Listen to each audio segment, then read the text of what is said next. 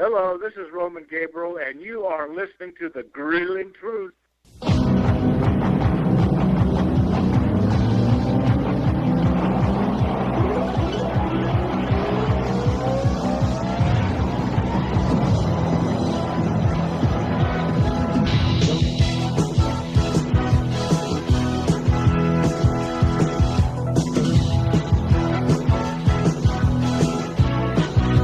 Welcome, everybody, to Survive and Advance on the Grueling Truth Sports Network. Survive and Advance is brought to you by MyBookie.ag. Of course, Steve Risley has made like $3 million over the last 2 weeks on there.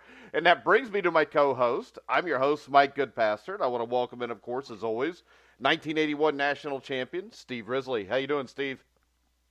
Hey, Mike, how you guys doing? Great day in sports today. A lot of stuff to get through. Taking a look at things. It was a beautiful day out here in California. Is it still snowing there in Indiana? No, it's supposed to actually be 70 by the end of the week. Have you looked at the radar in the last 30 minutes? No, why? Is there There's snow coming in there in Indianapolis right now. Oh, it doesn't matter. I mean, we're used to it. It'll be 70 on Friday, and it'll be 40 on Sunday. So what the hell? There you go. All tonight, right. We've got a special guest, the Grueling Truth's official lawyer, John Einreinhofer. How you doing, John? Good to be here tonight, Mike and Steve. Looking forward to it. All right, he's our official Ben Wami. I'm watching the Netflix documentary on the cult that took over some little town in Oregon right now. The Indian cult that came in. He's our official Benwani or whatever. So he's our guru. All right, so you're our cult leader, John. There you go, John. Tonight, our topics... I won't ask you. I won't ask you guys to drink any Kool-Aid unless you make me mad. So. Well, you can't force Steve to do anything he doesn't want to do. Hell no. And John, you know me, so it's going to be a hard time getting that down us. All right, our topics tonight are going to be the Masters, the Paterno HBO movie, and should college athletes be paid? We're going to go off with Steve first, who is our Masters expert. Steve, you want to give us a rundown on today's action? Yeah, watched the Masters today. I mean, it's obviously the greatest single day in golf of the back nine of Augusta National. If you watched any of yesterday's match, you probably saw the best golf of the week in terms of what television viewers like to watch on golf, and that's players going at each other's throats on the golf course. Lead changes with every shot almost, and players, the moving day they call it in golf is always Saturday, and yesterday was a fantastic day of golf. Today was a really what I would call mundane day. Got off to a little bit of an early start. Some players started making some moves early, but then everything started slowing down. Everything fell into another routine pattern, and Patrick Reed won. Obviously, I think most of the people out there that have any following of golf at all know that Patrick Reed won the Masters. He led, I think, by 3 shots going in, and he won by 2 shots. So some players made some charges. Jordan Spieth made a good charge. Ricky Fowler made a good charge, and things of that nature. But here's my take on the Masters, what I think. And I've watched the sporting event. I love golf, and I play it as much as I can and love it. And it's a game that when I started watching early back in the era of Nicklaus and the Masters in the 80s and 70s, where the course was set up such in a way, the course was only 6,900 yards long back in '86 when Jack Nicklaus won his 6th green jacket. And it was set up for swashbuckling, for the Seve Ballesteros of the world, the Fuzzy Zellers, the guys that were swashbucklers. They were creative shot makers. They were risk takers. And they went out to try and win the tournament.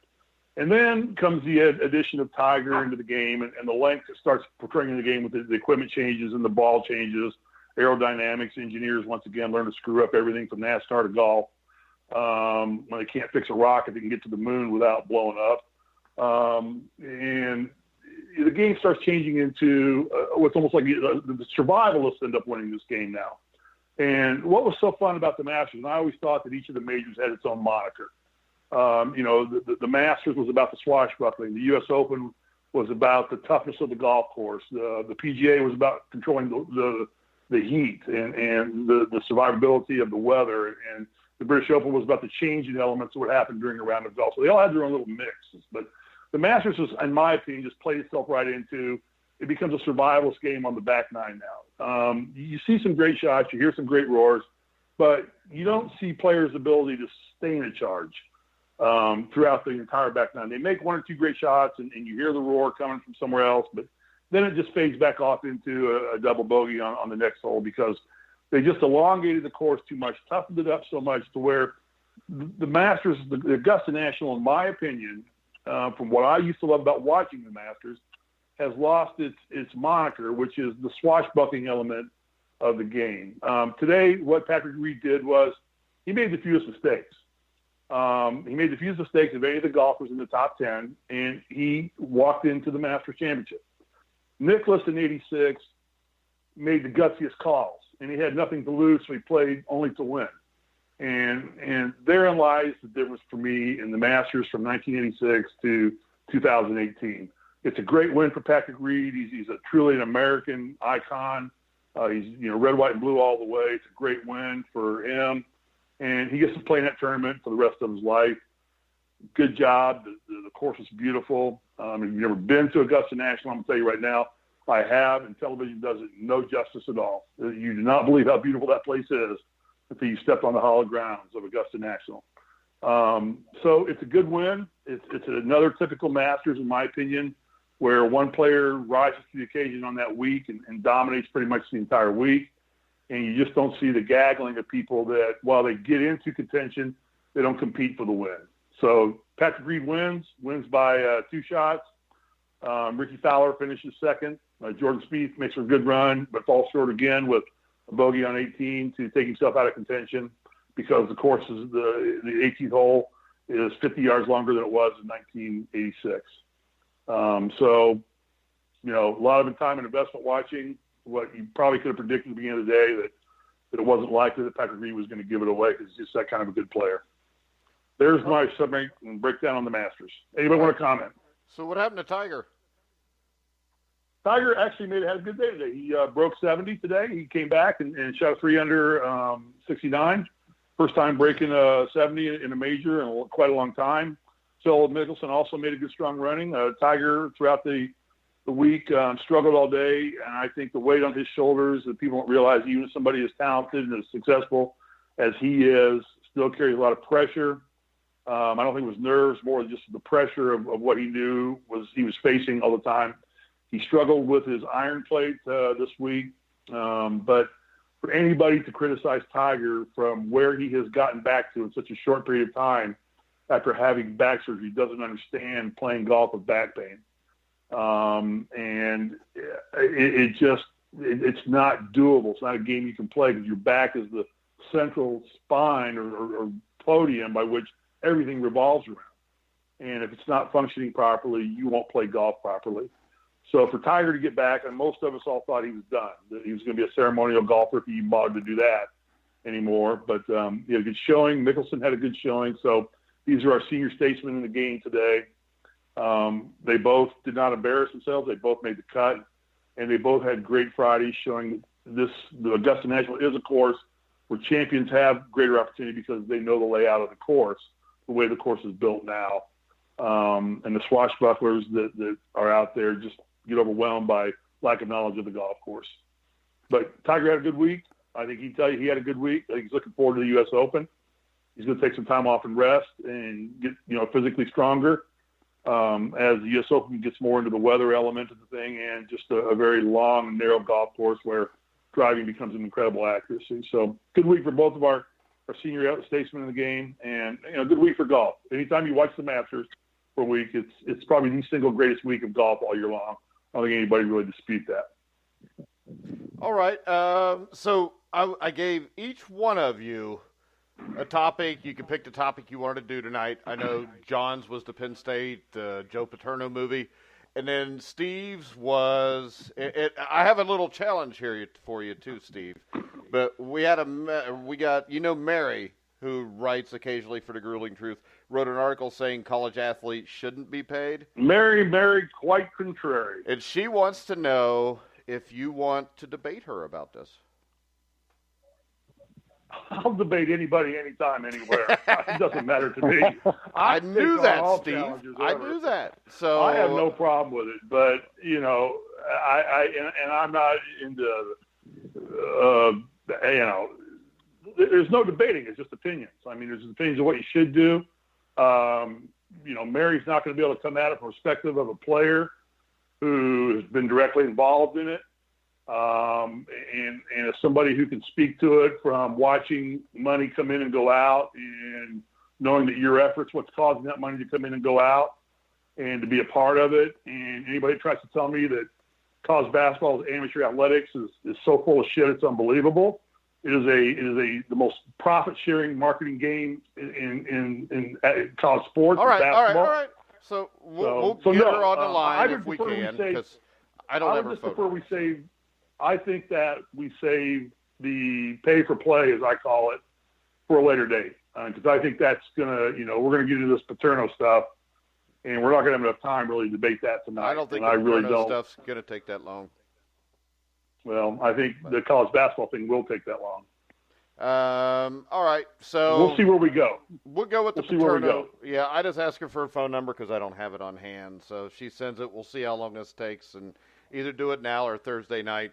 But this is the thing, the Paterno movie, and I don't know what John's take is on this, but the thing that disturbed me about it is I just watched it. There's a line about an hour and 30 minutes into the movie when somebody asked the Patriot News reporter, I think her name was Sarah Ganem, what I think is a really important question. And the question he asked her on this movie was, a crime against children happened.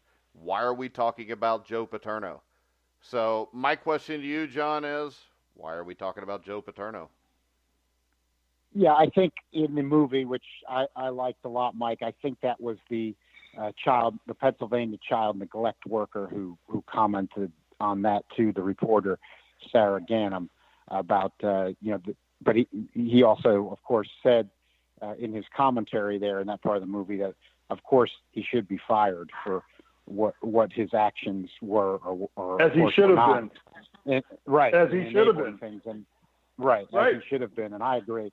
And that's what the guy said, that it was a no-brainer, basically, that Joe Paterno should be fired, and that we should be talking about the heinous crimes of Jerry Sandusky and what he had done to these victims. But I liked the movie a lot. Going in, you had some Penn State backers who take certain positions. I don't want to say that's all people. It's certainly not all people who went to Penn State, but a lot of them. And they were already, and there were some statements from the Paterno family that before the movie was even released, it was unfair and it shouldn't be out. And I don't think the movie was unfair at all. I think probably what they had to do, you've only got roughly 2 hours. It's a movie. It's not a documentary. They had to add probably some of the family dialogue and speculate as to what the family was saying during that period. But I liked how the movie was kind of the end of Joe Paterno. That's, it shows him in the getting the MRI early on and thinking, and it goes through those final days. And then it uses techniques of, flashing back and information coming up to go throughout the movie, and a great performance by Pacino to then show at the end, which all the information about when Paterno would have known or been likely to know that there was something going on with Jerry Sandusky and abusing children was all factual information, based on sworn testimony. So when people say that things are a hatchet job or untrue, no, that's not the case whatsoever. It's all based on factual testimony. And matter of fact, what I love that they got in, which I thought was crucial, but they saved it to the very end, which I'm not sure I would have, but it did ended up being great the way they did it, was what came out even after the initial scandal, which again, in sworn testimony, I believe it was a deposition that was supposed to be confidential that was leaked out from one of the victims, which that was in that last phone call in the movie. That victim went to Joe Paterno about Jerry Sandusky in 1976, and Sandusky brushed off the child victim Paterno, saying that Sandusky was a good guy, and of course. Well, what I liked from it was, what was it? They tried to focus this movie on the fact that Paterno was just all about football, that he wouldn't be bothered by anything else. Yeah. That he wasn't going to focus on all the other ancillary crap. Which that was bothered going around me even more about him. Right. That's what I'm saying. It bothered me more about it. There was no defense for this. He was addressed about these situations long before, and they were able to document that these addresses came to him. Yet he just kind of brushed it off. And the movie, wanted to give you the image that they dressed it off like, hey, Joe Pa was just about football. The man just didn't want to take his money, gave his money back to the university, didn't care about making money, just wanted to win football games for good old PSU. And that's all he was focused on. He was a simple man. I'm not buying it. I'm not buying it at all. No. I think the minute that those issues are raised to you, if we haven't just seen that with the Michigan State situation that's occurred, and we didn't learn and we don't see that going on, and he doesn't address it immediately, he's not a good human being. I mean, it's not the right thing to do. Well, I think this, from watching the film, if I'm going to go off what they showed me a guy that only cared about winning football games. So exactly. what they also showed me was a man that was only worried about what people saw on the exterior when they looked at Joe Paterno. Because he said that I did all this to build my name, and now it's nothing. I mean, What did he do to build his name? He gave money. He coached football. I mean, he did some great things for a lot of kids, but as we found out, he did a lot worse stuff for minors. And, I mean, when you look at this, you see all the Penn State fans parading, chanting Joe Paterno, we want Joe after they fire him. They start burning down the campus or trashing shit. I mean, this is typical of our society today. And that is that a lot of times you see a lot of coaches, Rick Pitino was that way most of the places he's been. Everybody loves him so much, but they love the idea of what he could be. Right. And there is nobody that can be that. You just can't. Everybody is human. And the thing is this. I assumed that Joe Paterno thought the superiors he told about it would do something. But then when you see, in 1976 he was told that, there's 25 years in between there where he did absolutely nothing. Right. And when Sandusky also had a kid at the Alamo Bowl in the late 90s. And remember, here's things that need to be talked about, too, that I loved that it was very subtle in the movie, but I think it was very important that they hit upon it because these issues weren't even hit upon enough, and we've all been involved in athletics, and we know how it works. I loved it how they showed in the movie an ESPN game in 1999 when they were talking about Sandusky being on the Penn State staff, and I remember that very well. That's when Sandusky's role as defensive coordinator was being glorified, and they talked about this staff is so tight. The coaches spend all this time together. They know each other. They all talk. And we all know that if you've been involved in athletics, especially in football, where there's a lot of players, a lot of assistant coaches. The coaches all talk all the time. They talk about other coaches. They talk about players. The idea that for as long as Joe Paterno was at Penn State with Jerry Sandusky, and Jerry Sandusky, of course, had played for him there, that this never came up or this was never discussed amongst all those assistant coaches that were at Penn State. It was always a ludicrous concept. And, I thought it was great the way that they showed that and you got that hint there. And also, I remember Joe Paterno saying this specifically. Joe Paterno saying when he was asked years before he ended up being fired. Of course, he never got to retire. And he said he was asked if he was going to retire, and he said to a reporter, "What do you want me to do? Retire and leave college football to the Switzers and the Sherrills of the world?" This was a guy that was always, moralizing to everybody else. Yeah, moralizing to everybody else. This will, in sports at a minimum, and of course this went well beyond sports with all those poor victims. This will go down, and that's why it was good that the movie came out. This will go down as one of the really one of the biggest sports stories and ultimate human tragedy stories in sports of all time. Certainly, it's almost even unbelievable now. What 6-7 years later that this occurred. That this was Joe Paterno, and that's what's great again about the movie. That the collapse, even though it had been literally for decades, we found out later, going back to 1976. But the collapse itself just happened in a whirlwind of days. Joe Paterno, this legend that'd been there for decades, the fall happening in a matter of days, with his top assistant, being a child molester that he apparently had some awareness of, and was arguably involved in a cover-up. And another thing that I think isn't mentioned enough, and we all know this being involved in athletics, and Mike and Steve, you'll know what I'm talking about, Jerry Sandusky being the top assistant coach at Penn State for all those years, for him never to be rumored or pushed as Paterno's successor or get any other head coaching jobs during that time, looking back, tell me that word wasn't out there somewhere that there was something wrong with this guy. It just can't be believed. No, because the dude's a little bit off. Yeah. Well, but there's two things here, 2 points here. One, what this movie says to me is, one, we continue to glorify and put sports as the most important thing in the world. We pay these athletes way too much money. They get too much freedom. They don't have any accountability. And we let them run free, and we idolize them regardless of what they do. We overlook things that we don't overlook in normal day life, that athletes or coaches or athletics or whatever, who's to say Paterno shouldn't frickin' be going to jail pretty soon?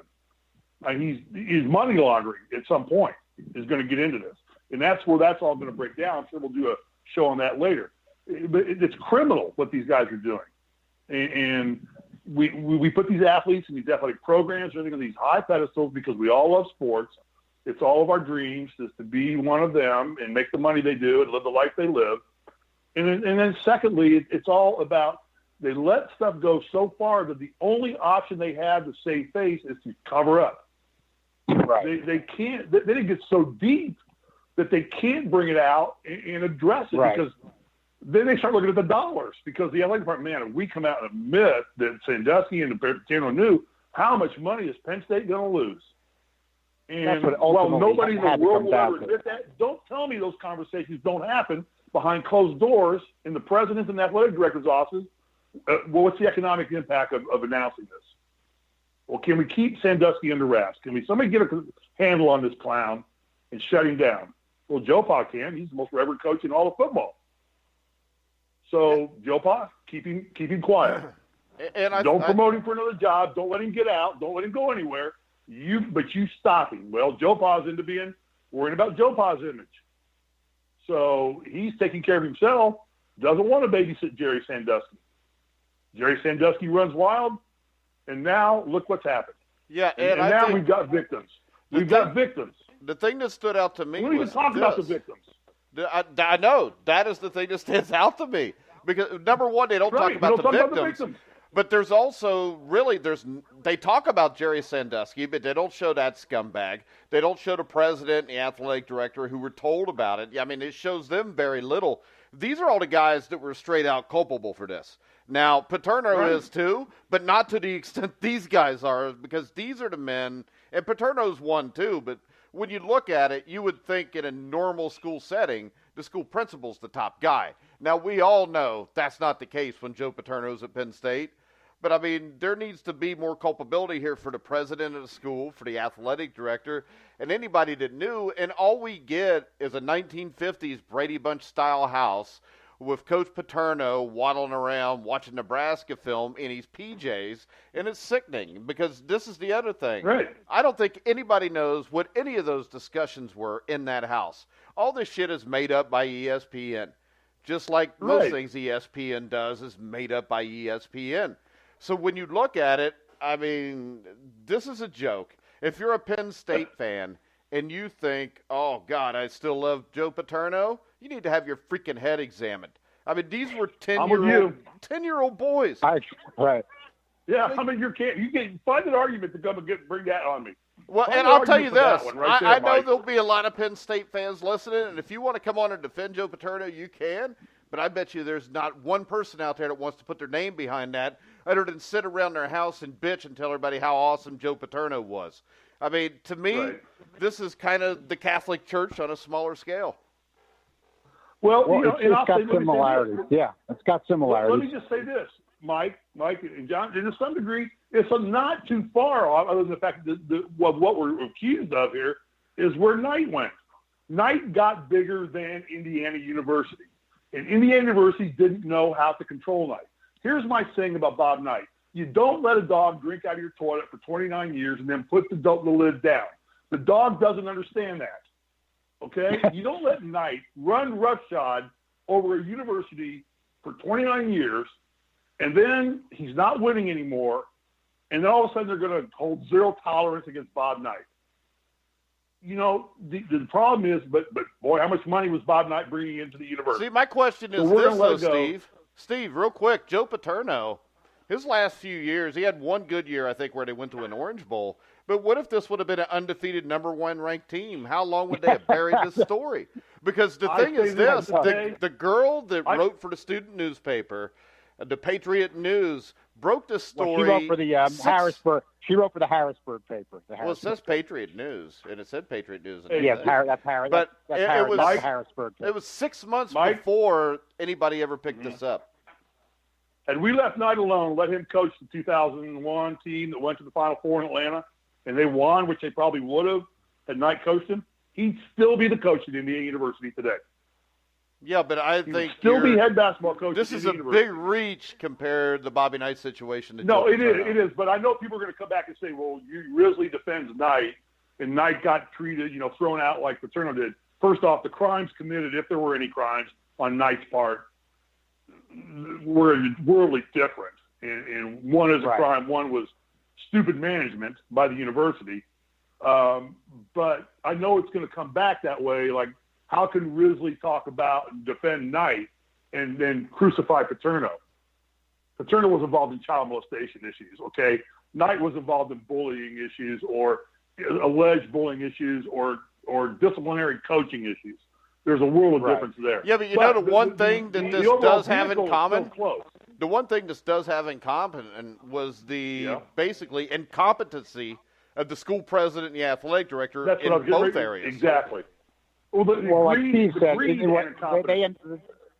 Steve said, it's where the college presidents became controlled by the football or basketball coaches. Basketball coaches, right? You glorify these guys. Right. You glorify them and let them get to that level of power, and then all of a sudden get what you get. You see what you get. You get this. You get Paterno situation. You get Knight situation. You get Wooden letting cheating going on at UCLA for all those years. I mean, you can find Patino run Louisville into the ground. I mean, who knows what D. Smith would ever come out about North Carolina in those days. I mean, I don't think that's a very clean basketball program down the road if you ever were able to dig deep enough. I mean, you let these coaches, but against this glorification of sports that comes out, and here we are again having a show on the radio, which will get listeners, will get hate mail, will get good job guys mail, but we aren't talking about the victims, the people that were abused. Here's one thing I want to one thing I want to point out about that, but I think here's where they're very relevant, and a lot of the defenders and the rationalizers for Paterno and Penn State don't accept is let's look at it simply legally. Jerry Sandusky went on trial when all the victims had to testify. The criminal standard is beyond a reasonable doubt. Sandusky was convicted of all the counts, which means beyond a reasonable doubt, the jury's got to be sure that he did it. So all those victims in that criminal trial came up and testified, and the jury believed them that Sandusky molested them. So basically, legally, you know that true. Okay, that you know that was true. There were civil suits against Penn State with the same victims. They got to testify in deposition under oath. That's where the 76 incident came out from. Again, my understanding was they always try to keep things confidential. My understanding was Penn State could have paid out as high as 9 figures so far, which in other words means they've paid out over $100 million to the victims. Oh, so no you doubt. that no doubt. You know that those victims told the truth, because I'll tell you, as a lawyer who actually does that kind of work for victims, that they don't pay out over $100 million when they're not. But, John, but the important question to ask is, how many victims never came out? How many victims are sitting there that were too embarrassed that never came? I guarantee you, who came out is the tip of the iceberg of all the people involved in this mess. If you ever could dig deep to the real bottom line truth, go down to the Titanic sitting on the bottom of the ocean, some 4 miles down, and that's the truth where that boat lies. All right, and I agree. You dig that deep, you're not even going to come close to touching who came out and admitted that Sandusky did this to him. Well, and there was one final thing.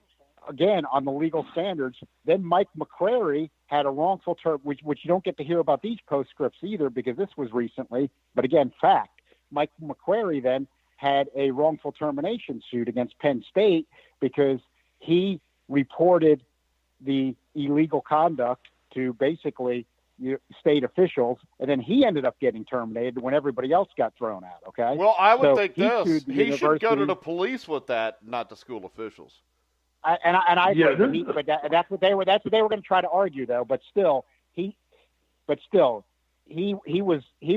doing the report, doing what you're supposed to do. Nothing happened, and then he gets terminated. So he sues. The jury hears his testimony. He was awarded a multi-million-dollar verdict against Penn State in his wrongful termination. Well, see, I got this. I got one. You remember DeAndre Levy, John? It's not ringing a bell. DeAndre Levy is a linebacker with the Lions, or at least he was, but he's the guy that broke Paterno's leg on the sideline like a year or so before that. Okay. And I remember when that happened. But, they asked him about that like 2 years ago, and he said, "Oh, you mean that old dirtbag? I'm glad I broke his leg." But well, at least he looked at reality. And if you want to see how the NCAA's run and how the school presidents, do their business, Steve, my favorite is an article from 2017 dated Chapel Hill, North Carolina. The NCAA did not dispute that the University of North Carolina was guilty of running one of the worst academic fraud scams in college sports history, involving fake classes that enabled dozens of athletes to gain and maintain their eligibility. But there will be no penalties, the organization said, because no rules were broken. This is the next part. Hold on, this gets better. In a ruling that caused head-scratching everywhere except, of course, Chapel Hill, the NCAA announced on Friday that it could not punish the university or its athletic program because the paper classes were not available just exclusively to athletes. Other students at North Carolina also had access to the fraudulent classes. So, in essence, what they said was legal for any student to cheat at North Carolina. Well, that's a high standard of College of Higher Academics, right? Well, they were just fake classes. That's where I want my kids going. Hell, I mean, it's mind-blowing. If that would have been the University of Akron, they'd have gave them the death penalty. But I'll say this about the Penn State situation. It's tragic to me that this movie's even made because, and that an actor, and I heard, I know that Al Pacino's performance is being regarded as very well in this movie, and he may be the one bright spot in the movie overall story. But this is a movie about trying to make Joe Paterno almost a victim. You kind of get that's kind of what they were trying to do a little bit. That's been the portrayal by the Penn State people. Well, I think this, the only Steve, victims in this movie were the kids that were abused, and Joe Paterno's not any part of a victim of any of this. He's one of the main culprits. This is the thing. I think, and John, I don't know, you tell me what you think of this, but I don't think they tried to make him look like a victim or guilty. Right. I think they tried to leave it so open-ended you could make him whatever you wanted to make him, which means God-fearing Americans will think he's a scumbag. Penn State fans will think he's God still. Exactly. Well, I'm close looking, you guys, but I think that they did. I do think that they did what they needed to do in the right way, which is I think they played it out that way. But then I think what they did was, which again, I don't want to hear from any defenders. This is factual testimony that was out there. But then I think that what they did was they foreshadowed what it might be, and then they tied it up with the call at the very end where Sarah let me just say this. Recorder about the 1976 incident, which that's not exactly the way that was broken. In other words, that came out a couple of years later when the Paterno defenders, and Paterno was initially trying to imply that the first he'd ever heard of anything like this was when McQuarrie came to him, which that ended up being a lie. Okay. In other words, Joe Paterno knew about this long before the McQuarrie incident. So there was lying going on right when this all broke. Let me say this. You talk about not trying to make Paterno a victim. Anytime you tell a story through the eyes of a man getting his MRI to detect he's got brain cancer or cancer going to die, he's a victim. If he's laying there, all you're thinking about, oh, poor Joe Pa, lying in an MRI, he's going to find out he's got cancer and he's got months to live. That makes him a victim right there. I can tell you this. Symbolism. I didn't feel symbolism. sorry for him. They don't have to say a word. They don't have to call him a victim. Put him in that picture on it. Watch how movies are made. Oh, I agree. That's how they make movies. I agree completely, but I can honestly tell you when I saw that, I wasn't upset. I think it was a symbol. To me, though, it was kind of the symbol. I think it was the symbolism, though, that it was the end, that this is the way it's going to end for him, that it was kind of the ultimate sports irony that, all within, the period of just months, it was going to just be over with him. And this was how it was going to end. I don't think it was necessarily, it was showing it. I think it was showing it open-ended, kind of like Mike was saying. But then I think when they bring out the 76 incident and they tie it together and, they have this, which was probably, embellished or type of thing, where he's having a discussion with his wife about Sandusky playing with kids in the pool back in 76. And, Joe, you wouldn't let our kids in the pool with Jerry if you would have known, of course. Right. And, then we see in 76, he did know. And, this idea that he was just obsessed, with football and was just brushing all this stuff out. No, that makes him a victim. He was blinded by, he wasn't blinded. He knew what was going on. He just chose not to act upon it. He only cared because about of his own self-serving needs. Yeah. He cared about one thing. I think ultimately that's all he cared about. And ultimately the hubris. I agree. But he's at a university that doesn't have flashy uniforms. It's a coal miners area, Pennsylvania. I mean, it's middle America, and he's our god because he's winning football games against Notre Dame, USC, Miami, all these glitzy programs, and he's gotten it out as a blue-collar worker. So he can do no wrong, right? He did wrong. He did big time wrong, and he's as culpable and more culpable probably than anybody because he took no action when he had the power to take action. And that makes you as culpable. And culpable is a legal term, isn't it, John? I mean, I'm not a lawyer, and I don't play one on TV yet. But I might.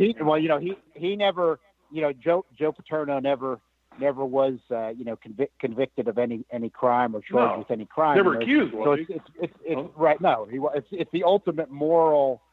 It's the ultimate, moral failing, though, in terms of just, when we have these moral obligations. And I agree with both of you that I think my own conclusion of this, knowing the facts and the story and knowing it from a legal perspective, but also a sports perspective is right. Just what Steve's hitting on is, it was the hubris of Joe Paterno.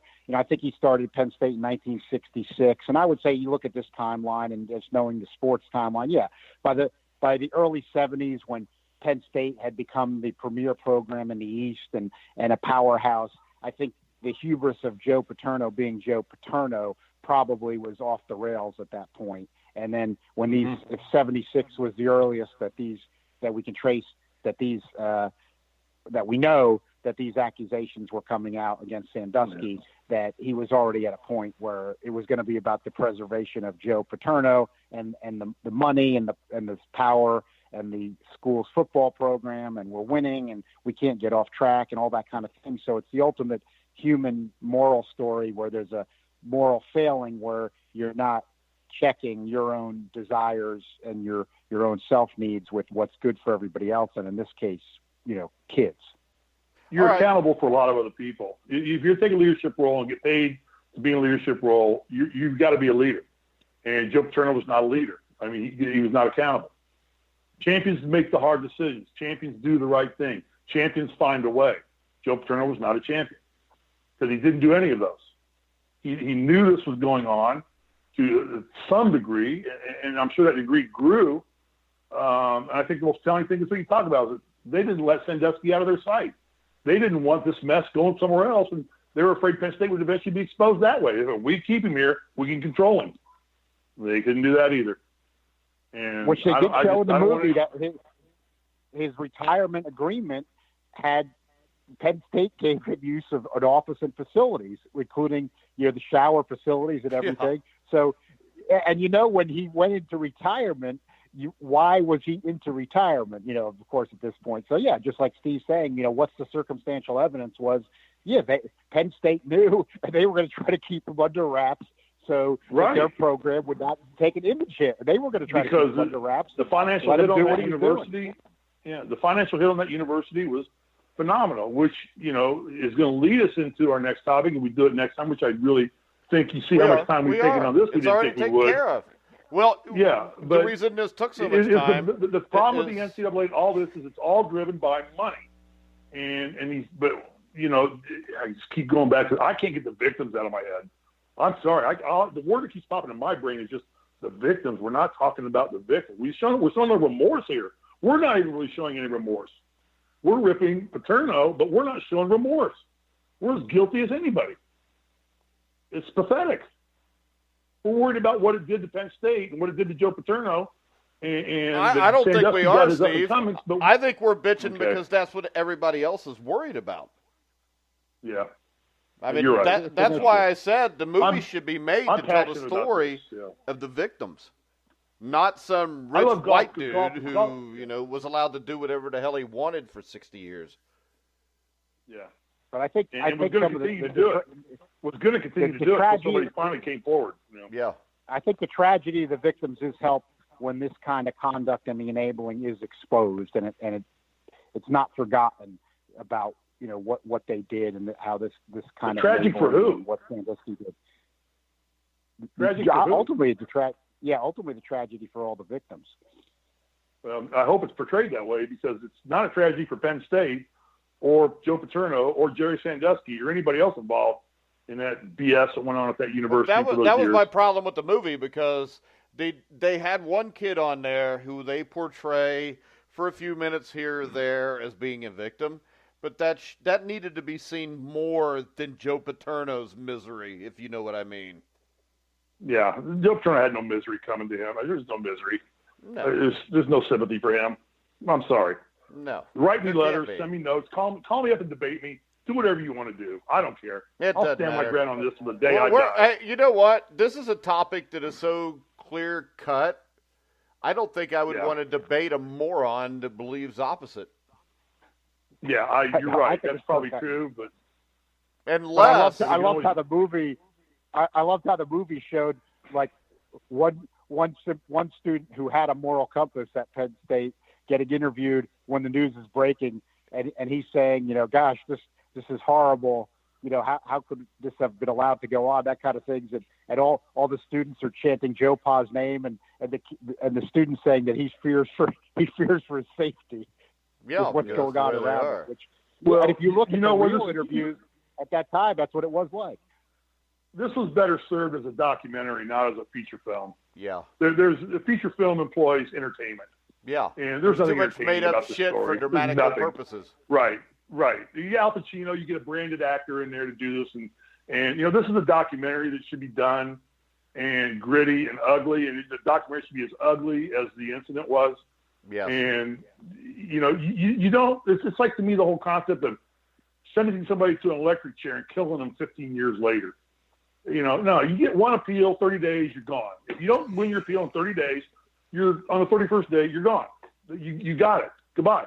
We're not going to support you and make a movie out of this.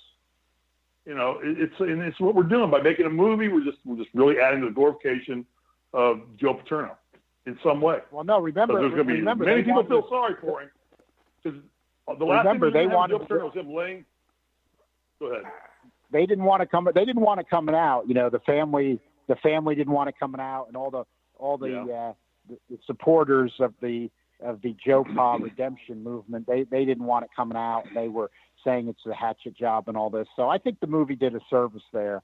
Okay, good. You know, by coming out. Yeah, if they think it's a hatchet job, then I'm more for it. You're right. No, that's why I thought that was good. I thought, hey, good thing Pacino didn't back off it and he was willing to be in it. That helps further exposure to it. So I'm sure all those type of rationalizers hated that. All right, guys. If parents and adults don't act responsible, how can we ever expect our children to act responsible? We become parents and children, you know, and leaders. How can we ever expect it? And to me, that's the moral of the story. All right, Steve. We will be back Thursday night with Should College Athletes Be Paid? We've got Mary from A Sip of Sports, who writes for us occasionally, is going to be on Thursday night at 9 o'clock with Steve to discuss it. I know she believes they shouldn't be. I know Steve believes they should be. And I'm just going to sit back, moderate, and listen to the opinions. John, you have any final closing comments for tonight? Yeah, just since that came up, just to be on the record, I think that the players should be paid. So put me in the players be paid corner. But a good debate on the Paterno movie, even though a few years back I think that this was something so heinous that happened that it's good to. I think it actually is good to revisit this topic, and I think that the movie was a good occasion to revisit it and to get into some of the legal things that have even come up over recent years about this and things that have still come out. So I think it was a good thing. And tying it to that, you know, with the repeat of the Michigan State crap, I think we don't need to revisit the story anymore. I mean, I hope we just stop the story. Yeah, this story's done. The story should be done. Yeah, there's nothing else they can do about step up and kill the story right now by controlling their coaches, their staffs, and doing vetting processes that are proper. There's just poor vetting going on here. They just aren't vetting the people. Oh, you know, he won 27 games at New Mexico State. Bring him over here. He's going to win 37 games for us. 37 games equates to $37 more million. Yeah, and who cares what the consequences of those wins are? Well, we'll deal with it. No, it's not who cares. It's like what's the financial liability that we have to deal with. Okay, it's like the Ford penalty thing. Hey, Ford knew those gas tanks were going to blow up. But they looked at it mathematically and said, you know what? We'll take the lawsuits, keep building the cars. Because we're selling more cars, and we're going to lose in the lawsuits. Yeah. Keep making more money, keep making penalties. That's exactly what they did. That's exactly what the presidents of the universities are doing right now. And the NCAA has no control over themselves, over this, over the shoe companies, over anybody. Yeah. All right, Steve's ready. He may want to do this show tomorrow night. No, I don't. Make sure. And Mary, if you're listening, Mary, it's a debate. It's not an argument. Okay, there's always three sides to every story, except in Joe Paterno's case. There's only one side to that story. Yeah, he was wrong. As far as paying for play, I understand the rationale on both sides. I just think there's a prelude to this going into where I'm going to come from is too much money being made in college athletics right now at the expense of the players, and they are the engine that drives the entire train. Well, and the too much money is what leads. The too much money is what leads to all the corruption. Right. Well, there's a way to control it, and I'll talk about that on Thursday too. I've got a foolproof plan to control it. All right, I know you do. We've discussed this a lot, so make sure you check us out Thursday night on thegruelingtruth.net. You can also catch us live on Spreaker. To catch the replays of the show, you can catch those also on thegruelingtruth.net. You can also go to iHeartRadio, iTunes, Spreaker, Stitcher. Wherever you find sports podcasts, you'll find The Grueling Truth. So for John Einreinhofer, Steve Risley, I'm Mike Goodpaster. You've been listening to The Grueling Truth, where the legends speak.